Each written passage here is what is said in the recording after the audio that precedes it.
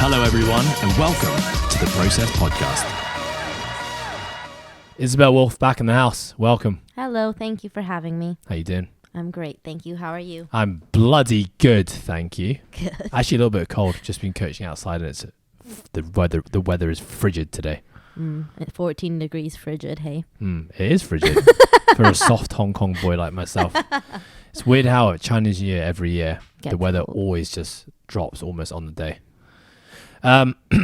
So you were on the podcast a few episodes ago, I think 3 episodes ago. How did you enjoy being back on the podcast?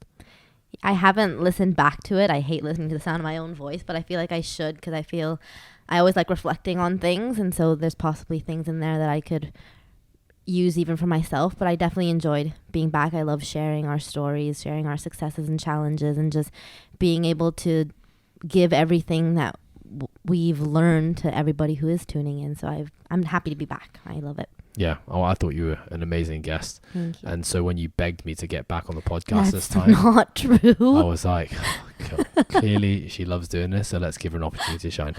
Just kidding. I asked Izzy to be back on because what we're talking about today is we're going to be talking about productivity. And I look at the way that you go about your work, Izzy. And for those who don't know, Izzy is our general manager here at Coastal. She does many, many things, many good things, a lot of which is behind the scenes. But when it comes to productivity, I think that you are someone who is very productive. You have some unique systems that I've seen you operate with a high degree of success for quite a while now. And I'd love for you to share them. Sure. But before we get into that, what's been going on today? Well, we're closed, as you guys may have heard from our previous episode. So we're still shut for another couple weeks until the 17th. So we're just going about things as normally as we can. I guess to go along with the theme of today, like we highly believe in trying to keep the routines going no matter what situation is thrown at you.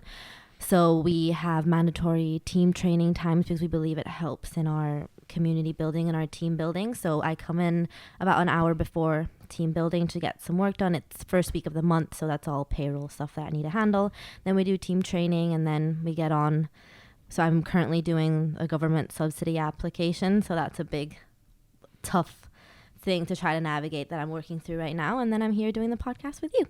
How have you found the change in schedule? Because obviously your work day looks very different to mine. Yeah. You spend a lot of your day, I guess, in this office, meeting with your operations team, and then I guess a training, obviously, and then kind of ad hoc jobs here and there.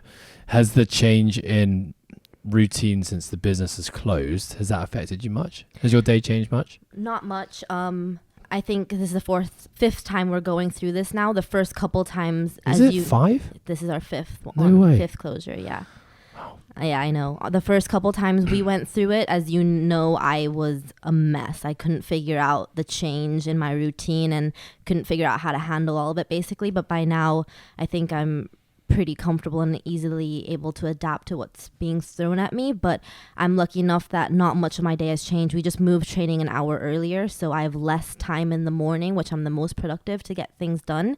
But other than that, it's pretty much the same. I'm finished around 3 o'clock every day, head home and do a couple more hours there, and then back in the gym at 7, so it's good. Yeah, that 1 hour change in our training time like messed me up quite a bit. Yeah, I'm most productive in the morning, and so I like waking up by 6:30 and having that 7 to 10, that 3 hour block of just being able to, I'm freshest as well, and so my mind is the sharpest to be able to get most of my things done there, because I know after training everything's up in the air. Like that's when things can go wrong or things are thrown at you that are a little bit different. So that 1 hour I had to get used to it and try to make it up somewhere else. So I try not to train that long. I try to finish 30 minutes before, because we have meetings at 11:30 as well. So if I've missed anything in the morning, I still have that 30-minute buffer to do any little things that I've missed. Yeah, that change in meeting time also screwed me up a little bit. Yeah. Because I'm used to normally finishing training and having time. Some time to then switch gears and get into the next thing.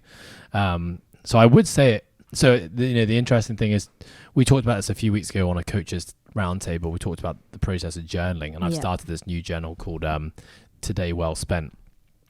I think that's just what it says on the front. I actually now think that's not what the journal's called. I should really find out what it's called. But anyway, it says on the front, Today Well Spent. And it has this really cool thing at the end of each day where it asks you to rate from 1 to 5, 5 being good and 1 being not good. On a rating of 1 to 5, a litmus scale on 4 different questions. The first one is priorities, which is like, did you hit the priorities you set out at the start of the day, which they ask you to write? Number 2 is attention, like how present and how focused were you during your day? Number 3 is energy, like how was your energy throughout the day? And the last one is your mood. So from 1 to 5. And so what I do, you pick a 1 to 5 for each of those litmus scores, and then you tally it up. So it's a score out of 20. And I've been doing that every single day now I've just finished my 4th week of it. And then at the end of each week, so on a Sunday, it asks you to add up your entire week. And so you basically have a score of 7 times 20. The total would be a potential 140 would be a top score, I guess. Yeah. And then everything down from that. And so last week, well, the week just gone, did it yesterday, was by far my highest week. And I look back to the first 2 weeks, which is basically the first couple of weeks following business closure, and those are my lowest scores. Yeah. And so cumulatively, I've been getting better and better the longer business closure's gone down. Yeah, just because of adjustment.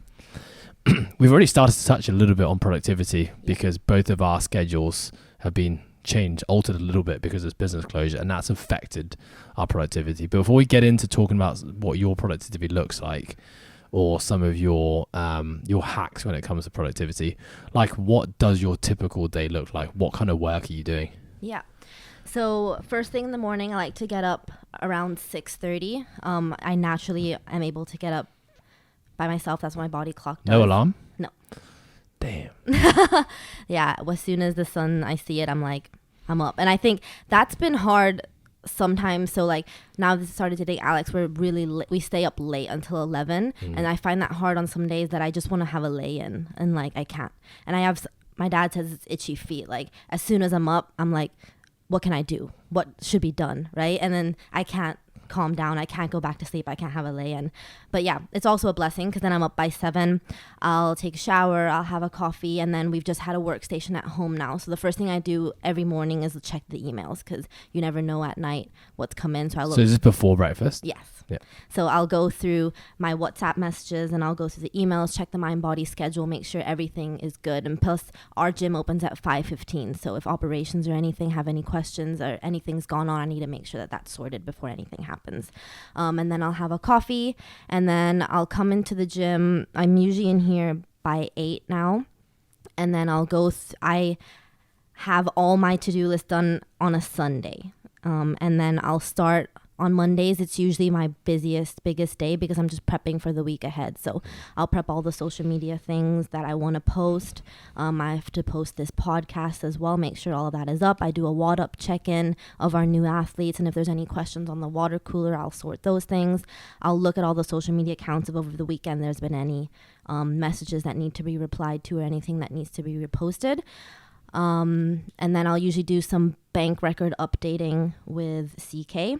And then it'll be around training time. We'll train. And then it used to be that this is something that's out of my routine now. It used to be that I'd spend some time outside. But because we've changed our meeting times, I just haven't been doing that. I'll go either straight back to work or straight to a meeting. And it's frigidly cold. Yeah. And then I'll have a lot of just small admin things to do, like if it's insurance things to check on, if it's scheduling that I need to fix for the following week, if it's newsletters that we need to send, if it's operations team scheduling. There's always loads of emails coming through and applications that we need to do. And then around 4 o'clock, that's every day I'll stop what I'm doing and then I'll repost social media stuff online. When people tag us in things, I'll repost that. And then I'll probably either make my way home through car or walk. I've been trying to implement that more just to be able to have a reason to disconnect on the way home and have that 1 hour of just time for myself to just And are you plugged in? Are you listening to podcasts or you just... So it depends how my day is gone. If it's been a heavy day, I'll have nothing because I'll just be fully in my thoughts and I don't even realize that I'm already at Central 45 minutes later. Yeah. But if I'm a little bit lighter and happier that day, I'll listen to a podcast or some music even just to make my way through there. And then I'll get home around 5. I'll usually do the washing, house cleaning, all that kind of stuff. And then I'll post at 6 o'clock everything that we need to do on social media. And usually now that we're closed, people will tell if they've had all of their PTs. We'll do all that, checking out, that kind of stuff. The operations team, if there's anything that needs to be done. And then I try not to do anything after 8. So Nice. that's usually what my day is like. So 8's the cutoff for work, or is that Yeah. 8's the cutoff for electronics and For everything? work. Yeah. Yeah. Okay. There's a lot there. Yeah. So I think what it sounds like is that the start of your day is very structured. Yeah. You kind of hit the same check-ins or the same jobs at the start of every single day. Yeah. And then kind of after training time, which for us is kind of like right now about 11:30. Yeah. Normally it's about 12. The day kind of Yeah. is It's open whatever to happens. whatever happens on the day. So you kind of have the flexibility to do that kind of stuff. Yeah. So how did you go about selecting the things that go into your morning? Yeah. So I think I found myself the most productive. I kind of mentioned it in our last meeting where I have certain things every day that I need to do, and everything else is then free to whatever happens, right? So it's like in the morning, I know it's emails. And then at night at 6 p.m., I know it's social medias and reposting, right? And those are the things we have to have in our meetings in the middle of the day. That's something that has to happen. And then so I base my day off of those things, which is also based off of my energy and my brain power. So I know in the morning I need to deal with all the important things first that can't be missed and that can't be pushed back, because that's what I mentioned, when I'm freshest. And then at the evening, I find myself, I'm the most creative, and like I'm able to do work that's easy. So like the social media stuff is easy for me, writing all the captions and stuff, that's easy for me. And so I close my day off that because I enjoy that. I love checking up on the community and doing that. So that's how I structure my day. And it's like every week as well, there's certain things that are structured. So it's like Thursday, it's always the Saturday tester, or Monday, it's always team meeting. And it used to be Wednesday, I always have a meeting with Ed. And so it's like every week, every day, even every month, I know that from the first week of the month, I'm focused on payroll, and I'm focused on making sure that everyone has paid their gym membership. So it's like we update the bank records, and then we check account balances if anybody's missing. That's the first week of the month is focused on that. And the last week of the month, a couple days, it's all focused on payroll. So it's like I have non-negotiables through the month, through the day, through the week. And then I also allow myself the freedom of, well, if shit hits the fan, this is the time that I'm going to deal with it. You've got a space. Yeah. Nice. Okay. So when you first started working here, the thing I thought was quite interesting was you were quite old school. Yeah. You have like this notepad, and it's not even a book. It's Just scraps of paper. It's like, yeah, a scrapbook. It's a scrapbook, but you lift the pages up and roll them over, which pisses me off, because when you get towards the back of your book, the amount of pages rolled over is so thick that the book is like constantly springing to get closed again. Do you know what I mean? I do. And I see you writing this thing, I'm like, there's way better things than that thing. Yeah, you've tried to get me on electronics. You're like, have you checked out this reminders thing? Reminders it's is amazing. I'm just going to pause you there. Folks, if you have Apple products, which I'm sure everyone does, there is this app called Reminders. I think it comes with... It does. It Your comes with phone. it, yeah. And then I think the Reminders app is amazing. You can create different categories. So for me, I have a personal things, then I have things for my home, then I have things for coastal fitness, process programming, and I have like earned as its own reminders thing. Yeah.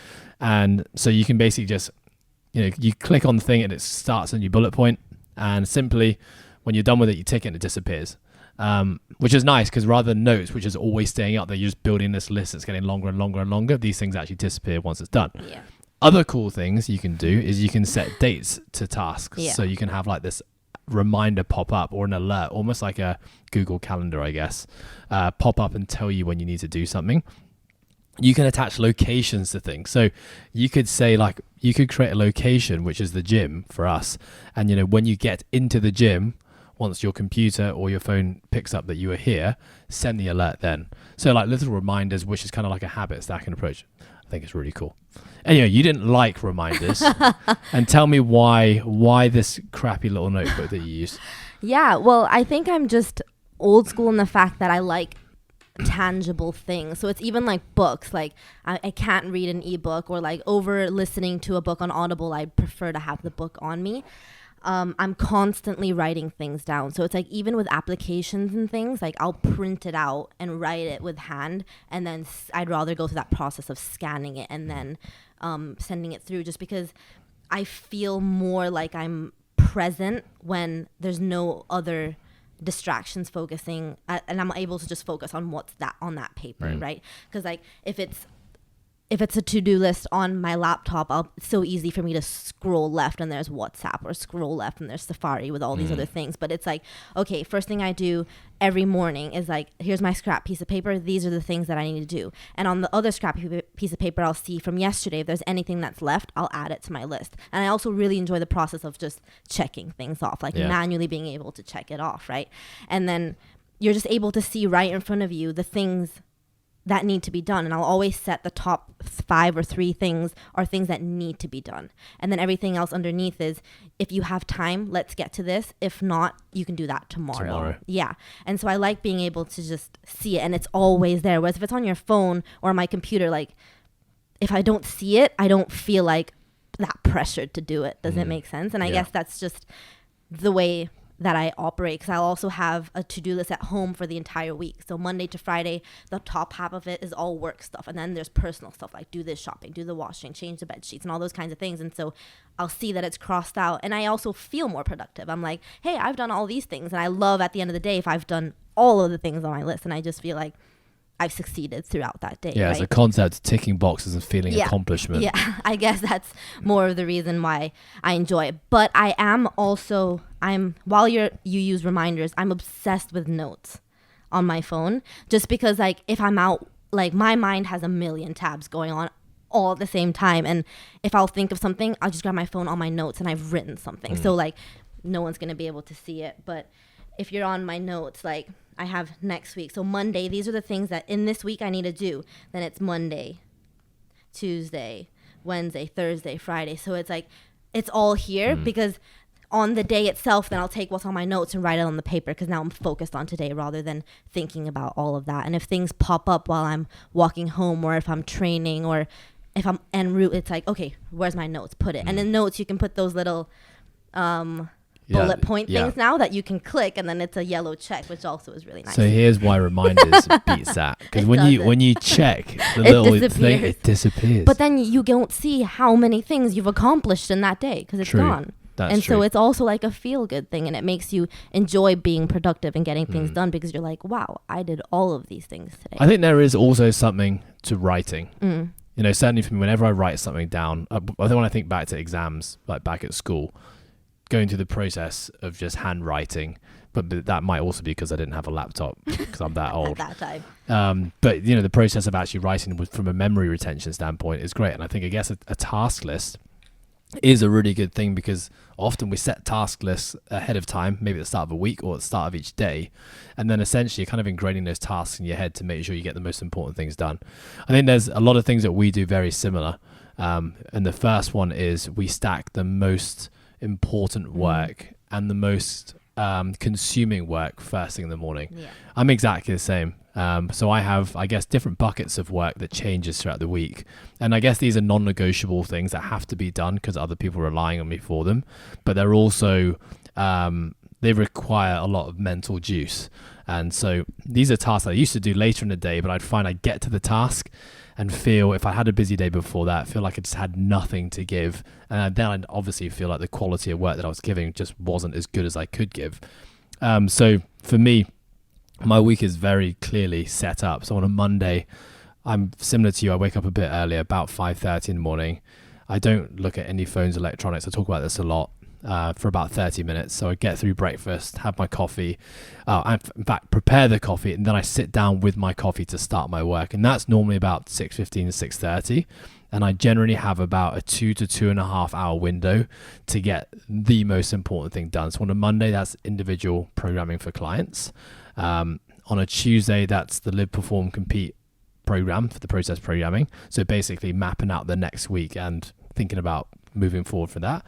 Wednesday is the elite program, and then Thursday is individual coaching again, and then Friday I kind of have like a freedom day where I don't really have anything that has to be done, that's the kind of day where it's filling in the things that I've missed in the Monday to Thursday, and I can do it on a Friday. So I'm going through the week, and as I know tasks are piling up, and similar to you, I'm just making notes on my phone as they pop into my head. I know I have the confidence that I have that Friday morning to do that work. And sometimes if I don't have anything to do on a Friday, or I can get through my task quick, then I just got a bit of spare time, and I'll try not to. This is something I'm working on. Try to not just fill it up with something because I have to. Yeah. But there is actually science to this, and the science is, for most people, peak cognitive state is about 4 to 6 hours after our core temperature is at its lowest. We talked about this on another sleep podcast, but we know that our core temperature is generally at its lowest about 2 hours before waking. So 4 to 6 hours after that is typically when cognitively our brain is functioning at its best. So if you typically wake up at 6 a.m., your core temperature is at its lowest at about 4 a.m. So 4 to 6 hours after that's about 8 to 10 a.m. would be where your cognitive systems are firing at their highest. So I think we've actually both capitalized on that. Maybe you didn't even know that, but that's something you're doing anyway. Now tell me about stints of work. Like, how long do you feel you can really apply yourself to something? And I guess it would depend, obviously, but apply yourself to something. Maybe have some examples of some work that you do that you feel that you can put more time towards and others you can't. But typically, how long before you think about giving yourself a break? Yeah, so I think it's important to note that I'm productive through working on being productive. Does that make sense? Like, I'm also, like, we make fun of people here, like, I also very easily get distracted by butterflies. But it's like, and it takes me a while to get into this productive state. So I'm so good at procrastinating. Like, if IB taught me anything from high school, it's how to procrastinate, like, and to get all your work done when you desperately need to get it done. So it's like, I haven't always been this way. It's only through the necessity of people relying on me and, like, my job responsibility, basically, that I've, like, honed this skill. And I still find myself sometimes falling off the wagon of it if I'm not consistently trying to practice it. So it's like, I did take some time off during the holidays where I just totally threw any productivity out the window. And when we came back, you even had to remind me of some of my job responsibilities that I wasn't doing because I just taken it out of my routine. And I had to then, I now, like, what used to be the things that I knew I had to do that were already ingrained in my routine, I didn't have to write down. But now I need to put on my to-do list to remember that this is, you have to do this, right? So it's like, it's obviously a skill that needs to be practiced. What was your question? I lost my train. How long? Oh, but how long is work? it? Yeah, can you be focused and give your best work? Yeah, I can.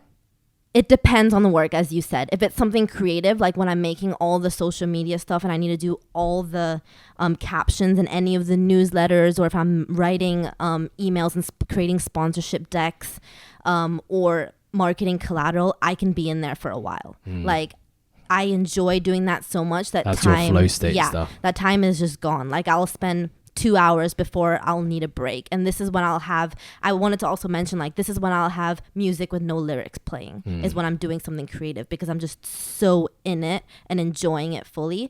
But if it's something like emails or finances or looking at Excel spreadsheets, which I knew zero about until I started this job, needs to be complete silence. And I can have no distractions, nobody in the room, because I just need to focus so hard. But I'll only have 45 minutes or something before my brain is fried. And then I'll need to take a break. And how are you good at giving yourself that break? Like, are you good at recognizing, okay, like, now's the time I need to step back and... Yeah, because I'll get foggy or I'll get butterflies, which is distracted. like, I'm thinking about something else and I'm like, you're not helping. Like, you could make a mistake right now. Like, with payroll, when I have to do process programming, it's a lot of manual stuff. And if I find myself not being in the moment, I'm like, you need to stop, because you could make a mistake that would then be someone's payroll that's affected, right? Yeah. And so it's... Is that why you do mine last all the time? Because it doesn't matter if yours gets It affected. doesn't matter if it doesn't get paid.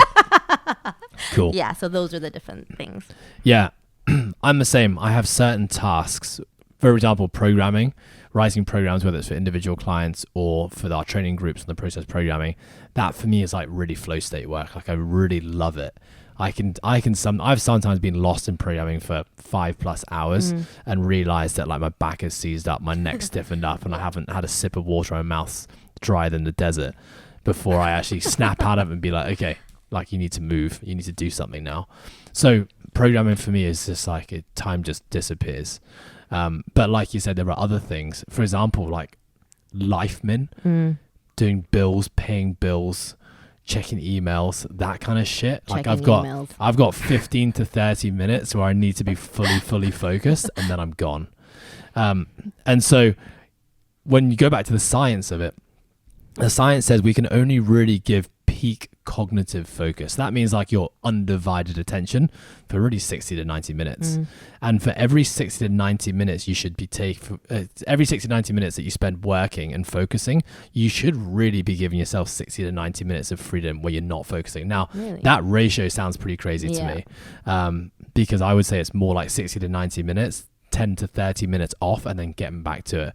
And I think back to like, early days of Coastal where, was working a lot and spending a lot of time. I very much had that kind of hustle mentality where I was honestly trying to fill every single minute of every single day with something productive. And the productivity, if it wasn't to do with training, which was 90 minutes to 2 hours a day, was all to do with either developing myself as a coach or building this business. And, I would do things like take business calls in my cool downs of my workouts. On my commute to work, I would book in meetings. And so there wasn't a minute or a moment where I wasn't actually doing something. But of course, like as every minute of every day passed, the quality and the focus and the presence that I was giving to those moments was just dwindling. And then by the end of the week, so, a Monday, okay, maybe I could get through a day, but by Friday or Saturday, I just had nothing to give. Yeah, and I think, that's another really important thing to understand. Like, the science tells us, okay, we've got 60 to 90 minutes where we can give peak cognitive focus. Generally speaking, we need to then follow that up with a 1-to-1 ratio of rest and recovery. And then every subsequent bout of work that happens after that first one is declining. So if peak cognitive focus is the very first thing in your day, and that's a 10 out of 10, you've only got a 9 out of 10 for your next one, and then an 8 out of 10. And then, as the day goes on, it's dwindling, getting less and less. And then factor that back into a typical work week where most of us in the world are working Monday to Friday. Here we typically work Monday to Saturday, but peak cognitive function each day is also dwindling. So if Monday is technically your freshest day, assuming that you're resting and recovering on a Sunday and coming in fresh and recharged, every day that passes is getting a little bit less. And so what I think both you and I do is subconsciously or consciously we recognize that, and we've stacked the most important things beginning of the week. Exactly. Beginning of the week and first thing in the day, so we don't run into that problem of doing the most important things where others are relying on us and we don't have 100% to give. I was gonna ask, like, do you find yourself having a difficult time getting back into it? So I've tried where I'll be halfway through something and realize I'm getting that brain fog and be like, okay, let me just look at my phone or talk to someone for 20 minutes or go out and have my lunch and then come back to it. But I find that's so hard for me, like going from this flow state to taking a break to trying to because for me it's like I have to psych myself up to be productive. I have to be like, okay, we're gonna sit down, you're in this space, this is your to-do list, everything is off, you have your water, you don't need to leave your seat at all, you've used the toilet. Now it's like I'm psyching myself up to do this hard work, right? And then so I feel like coming out of it, like cooling down again and then warming up again is like, it's hard for me. So I feel like subconsciously I've set my day in a way that, like, when I wake up, the first thing I do is do everything, and then I have that forced break because I need to come into work. And then it's like, okay, you have 2 hours to do everything before you know you have to train. So finish these things, and then now you have a forced break because you're going to train. And then after training, it's like, okay, we're going to do this. You know what I mean? So, like, do you find that hard for you to psych yourself back up? But I think even with that, like, we see training as a break because it's not work. But training actually isn't a break. Our body can't recognize the difference between focusing our energy physically and mentally on a training session versus focusing our mental energy on a work piece. Right. So actually what we're doing is that we think we're breaking up our work day by putting in a training session. Obviously, the type of training depends. Like a walk in the park is probably a break that will allow us to come back feeling recharged and refreshed and get back into hard work. But a hard structured training session where you're following a program, you're in a competitive environment, you're pushing to try to be better than yesterday, that's not a break. So I think that's the first thing to recognize. But number two, you mentioned something there, which is work environment. like work environment is really, really important to me. Yeah. And, you know, that's why I've really moved towards doing those most important pieces of work first thing in the morning. Part of the reason I did that was because I'm actually at home, and home is really quiet. I've, you know, set up a really lovely office that I love working in. I make sure my phone is not near me. I don't have WhatsApp opened on my computer most of the time. Sometimes you need to. But it's just the work that I need to get done. And, you know, the coffee's with me. I've got a glass of water there, so I don't even need to leave the office to get water. Yeah. You know, I've been to toilet before. I'm in comfy clothes, and it's like the moment I sit down, I know this is it. Yeah. You've got 2 hours of unfocused, no distractions, get the work done.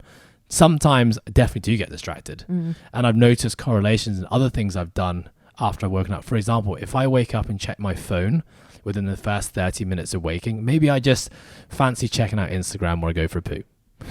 What I then find is that early distraction in my day before I've had my breakfast then carries over into everything else having a day. It's really crazy, actually.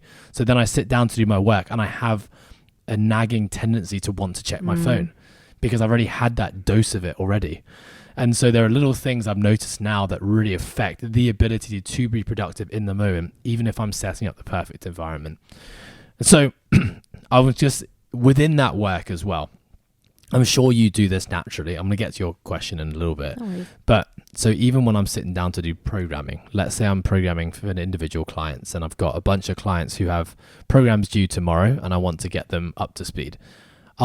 Even there, I will prioritize the most complex programs that need to be written first and finish with the simple ones. So for any coaches listening who understand what I'm talking about here, and you'll understand this, is that if I have a client who is starting a new cycle and they need a bit more time to map out the next cycle, to then fill in the blanks, rep sets, exercise prescription, then I need to communicate that cycle with the client.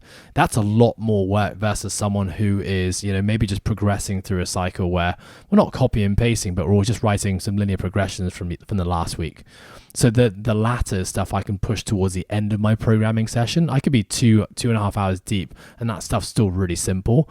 But there's things when I need to, you know, prioritize a new client program, I need to do that stuff first.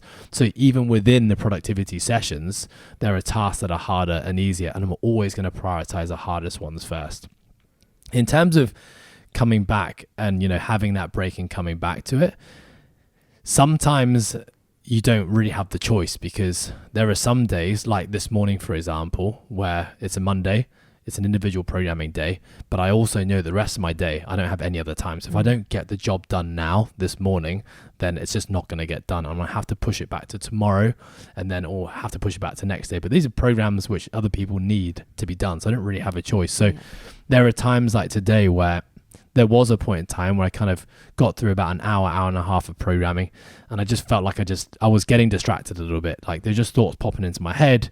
You know, I was like, you know, chatting to Cami and having a conversation that wasn't related to work. So I just recognized pretty quickly, okay, you're distracted now. Take a step away from the computer. And all I did was just like did a lap around my house, hung on my pull-up bar for a bit that I've installed in one of my door frames, got a drink of water, looked at my plants on my windowsill, and was like, okay, that was all that was needed was 2 to 3 minutes of something else, and then strolled back in, sat down, and I just felt, okay, now I'm good to go here. There are other times where I've sat back down being like, no, you need another 5 minutes, you need another 10 minutes. Or there's times where just like, don't force us now. Because like you said, like I want to provide quality, and I want to provide everything I can to whatever it is I'm doing. And if I can't do it in that point in time, and I know that perhaps I have an opportunity later in the day, sometimes it will be, okay, I know that I've got 40 minutes after training where I have an opportunity to get something in. It would be better for me to do this then than force it now when my brain clearly doesn't have the energy to do it. And I'd much rather take that option instead. Yeah, definitely. Like there's times when I'm like, okay, I know there's something that's happening next, but I know I have to finish this. And when I'm already like in the zone. And so what I'll often do is, for example, if I'm writing something or if I need to organize or plan something, I'll start it off. But then if I have something else, I'm going to write down everything that's in my mind in no particular order, just all my thoughts down there, because I know that when I come back, I'll remember where I've been and then be able to pick up off of there. But sometimes I'm just like, nope, I got to finish this now. And then because I know if I don't, I won't be able to get back into it. And I think that's what I struggle with the most, is the ability to just take a step back and then be able to come back full throttle again. It's something that I've had to work on. But like I said, it's not a skill that's ingrained in me. It's something that I constantly have to, like, I guess that's why it takes me so long to fire myself up to get into it, because I know that once I'm in it, I have an obsessive personality, so I know, like, once I'm in it, it's like, this is all I'm going to be doing, and I'm going to finish this no matter how long I'm going to be in here. So yeah, that's how I do most of my work. Yeah. I mean, the concept of structuring your week and your days to do certain tasks sounds really great on paper, but obviously it doesn't always work that way. There's always going to be uncontrollable things that come in. Like, for example, the afternoon for you may just be more hectic than you thought it was going to be. Yeah. And that then took away from you being able to do the important tasks at nighttime that you have to do. And so I think the week check-in is an important thing as well. I know you do on a Sunday, and I'll typically do it on a Sunday as well. And I'll do it first thing again on a Sunday morning. Again, stack it first thing in the day, which is just to look into the main tasks that I have coming up in the week on the Monday, Tuesday, Wednesday, Thursday. Do I have the time to do what I need to do? There are some times, as a programmer who writes programs for clients, that you have multiple people starting new cycles in the same week. And so I know that if I don't do a bit of extra work, maybe on a Saturday or Sunday, which is unplanned and not normally part of my schedule, then I'm not going to have the time to get those things done in the week. So there are going to be weeks where I need to be flexible there. Yeah. I need to step up and fill in another gap somewhere else if I have it. But the last thing I want to do is put the stress when the week starts, put stress on myself because I'm not getting jobs done. That is something I want to try and avoid as much as possible. So that means doing an hour and two of work at the start of a Sunday. I'd much rather that because it sets me up for success in the rest of the week. Yeah, I definitely agree with that. Like, I know we try not to work 7 days a week, but I find that I'm most productive in that sense because my Thursdays and Sundays are the days that I don't train. And so number one, I have a little bit more time in the day. I have a little bit more brain power in the day because I haven't expended it on exercise. But also I know those 2 days, like I guess it's your Friday, those 2 days are the days that if I've had to push something back, that those are my days that I'll fill it in. And those are the days where I'll check in on myself. So I like that I have the Thursday to check in to be like, what have you done? What still needs to be done? Okay, you have this whole morning to do it because you don't have any other responsibilities, because I do prioritize my training a lot as well. And those are the days where I don't have something booked in just in case.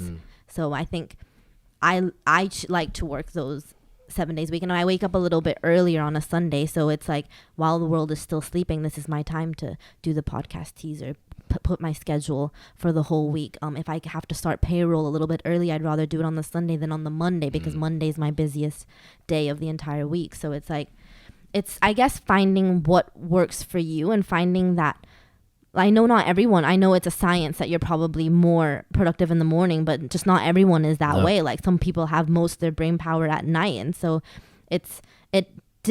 I'm still learning, I'm still growing, I'm still finding what works for me. And like every time life changes, like now during COVID, we're still figuring it out. So it's not like there's a key or a formula to productivity. Like you prefer things on your reminders app, I prefer writing things down, but I'm still learning that because sometimes I lose my piece of paper and I forgot all the things that I've had to do. So it's like I could lose my laptop.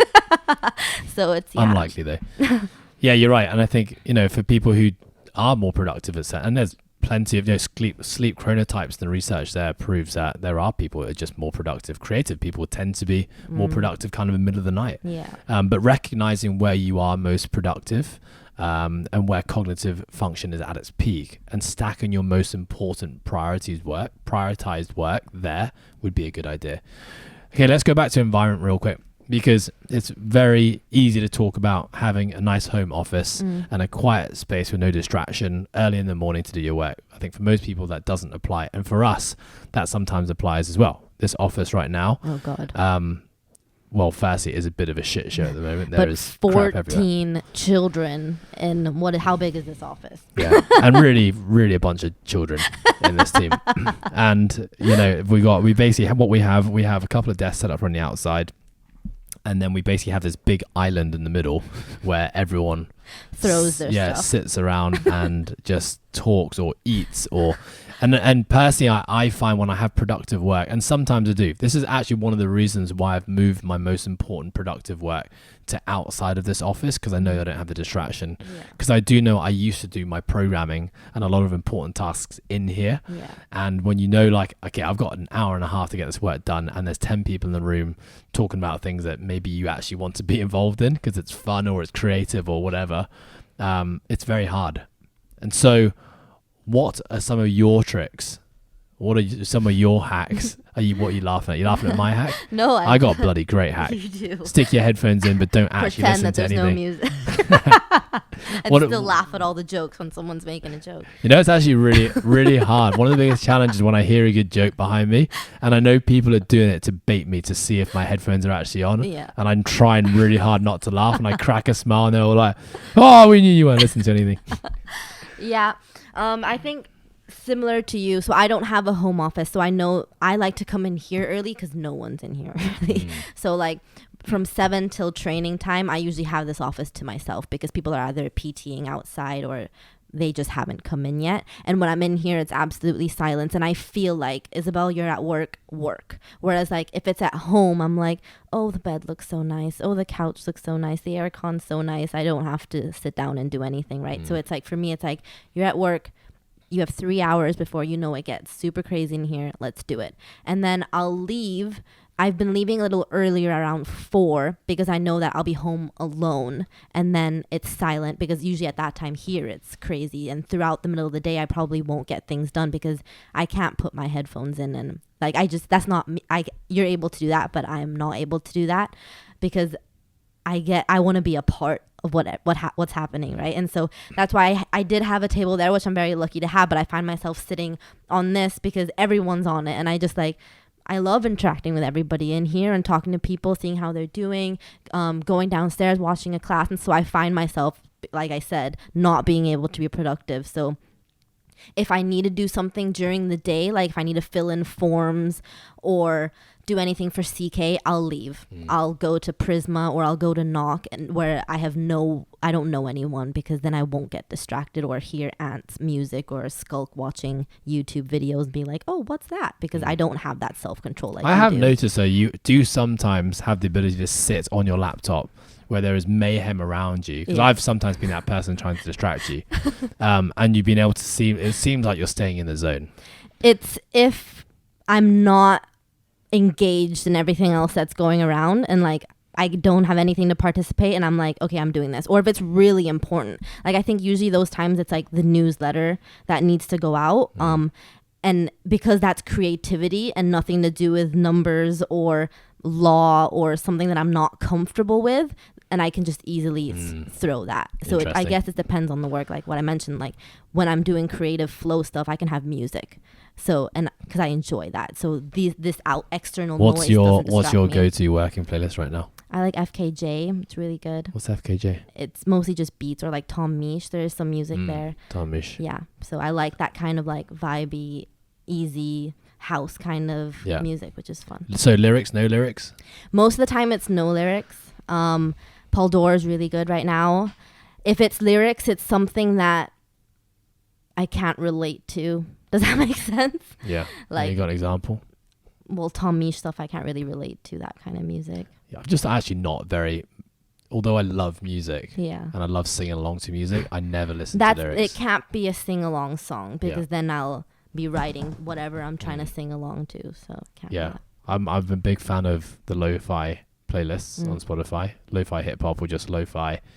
I've been getting into jazz quite a lot recently, actually. Yeah, that's like instrumental and calming, and it's good. Yeah, but I also do have Ed Chill Out, which is... That's your go-to. That's got to be one of the greatest playlists on Spotify. Definitely not. If you don't follow Ed Chill Out, folks, go follow it. Because, John, do you follow it? John does not want to follow it. You should follow it. You're on Apple Music. What a weirdo. Yeah, a lot of people here are. It's weird. Yeah. There is some more science with regards to work environment. Okay, hit me. A couple more facts. And I know this should apply to you because you just bought yourself a nice big iMac at home, but the angle of your screen makes a big difference. I like it facing down. So you like the screen facing down? Yeah. Interesting. Is that bad? So it's actually not so much about the angle of the screen, it's actually about the height of the screen. And the height of the screen determines what your eyelids are doing. And so a screen which is slightly up is going to promote wakefulness because the eyelids are open. And a screen which is down, which is probably how most of us sit and look at a laptop, which is what I have right now, is going to promote the eyelids closing. And obviously eyelids closing, sleep actually switches or down regulates cognitive function.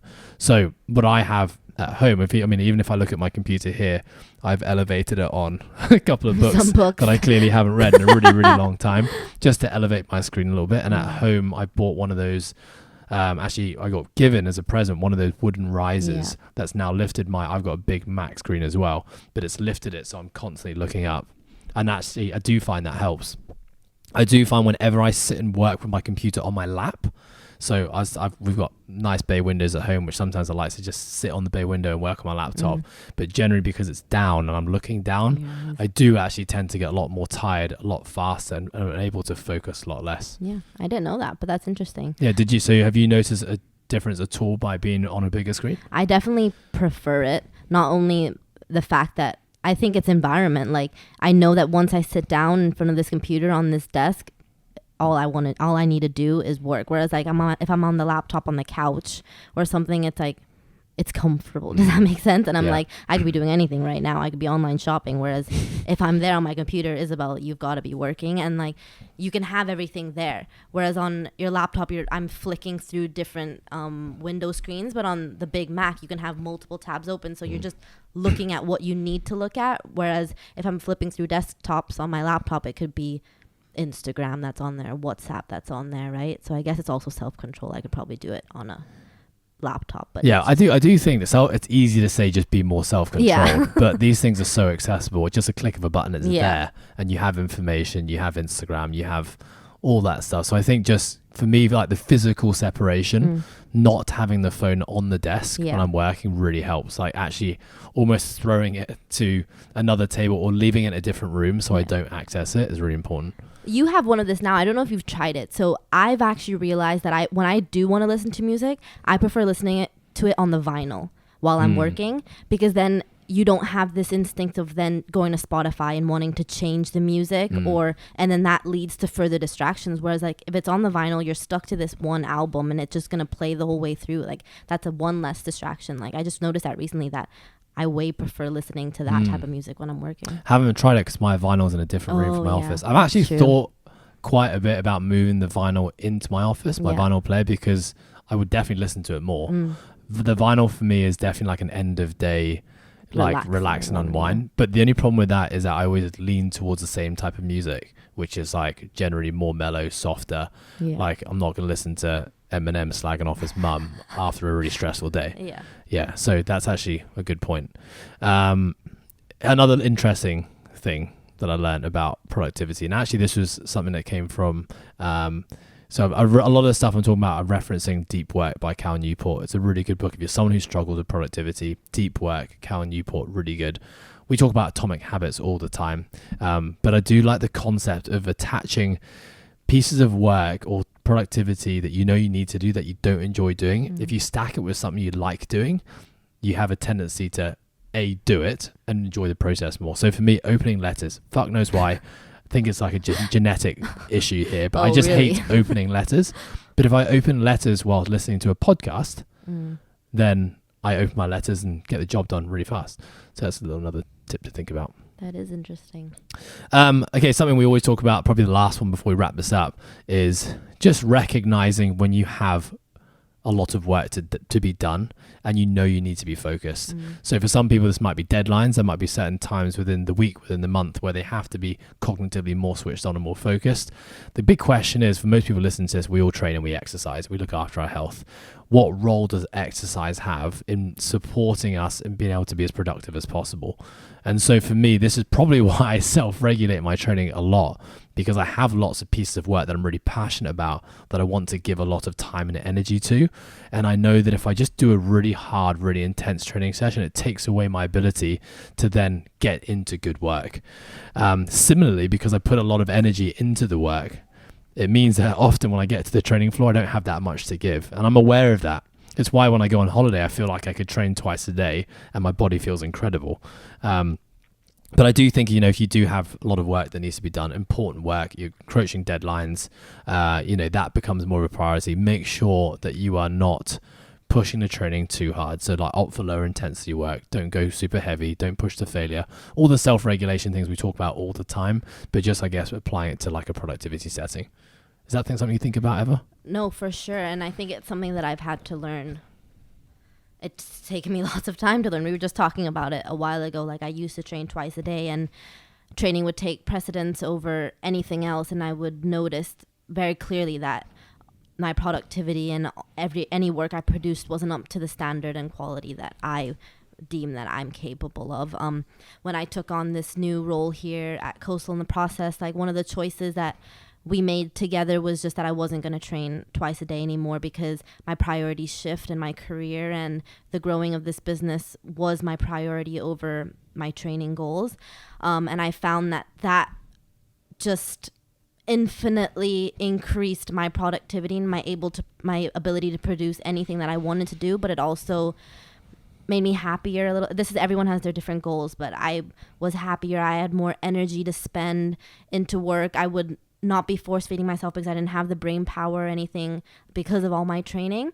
And I train 4 to 5 days a week now, but I'm still able to enjoy training and get the health benefits that I want from training. But I'm also able to do everything else that I want to do in life, it was a hard thing to navigate and to learn. And I'm still learning about it because sometimes I'll see a workout like today, Monday's program. I want to be like, well, I want to go RX and I want to do all the heavy weights, but I know that if I'm going to do deadlifts, thrusters, burpees, and squats, if I go all out on that, the rest of the day I'm going to have nothing. And Monday is my biggest day. It's end of the month. I need to do payroll. I need to submit this funding application. Like I need to be smarter about what's important to me. And there's another day that I can do something that hard, which is a Saturday because Sunday I'm resting, right? Yes. So I think it's just, again, finding what works for you, what makes you happy, and what you really want to be doing. And that's the way that I've been not successfully all the time, but navigating those challenges. Nice. Izzy, well, it's been an absolute pleasure. Thanks for being back on the podcast. Thanks for sharing some of your hacks and tips and your journey with productivity. Folks listening, hope you found something useful. Yes. See you next time. Bye.